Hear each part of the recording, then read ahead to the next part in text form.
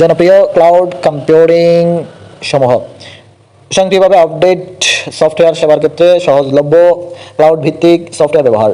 Cloud computing যে সেবা দেওয়া হয় মালিকানা এবং প্রতিষ্ঠান, যেমন অ্যামাজন ইলাস্ট্রিক কম্পিউটার ক্লাউড, যেটি IaaS মডেলের সেবা দিয়ে থাকে। মালিকানা অ্যামাজন ওয়েব সার্ভিস, প্রতিষ্ঠা 2006 সালের 25শে আগস্ট।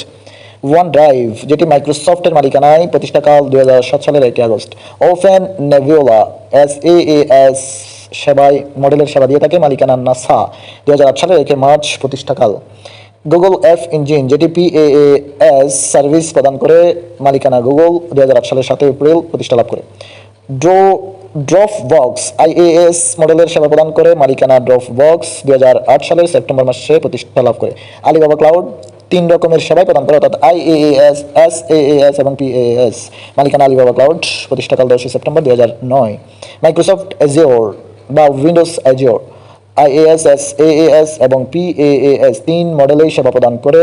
মালিকানা মাইক্রোসফট, প্রতিষ্ঠা লাভ করে 2010 সালের 1 ফেব্রুয়ারি। ওপেন স্ট্যাক SaaI মডেলের সেবা প্রদান করে। IBM হলো মালিকানা, প্রতিষ্ঠাকাল 1 মার্চ 2011। IBM স্মার্ট ক্লাউড 3 রকমের সেবাই প্রদান করে। মালিকানা IBM, প্রতিষ্ঠা 2011 সালের 1 মার্চ।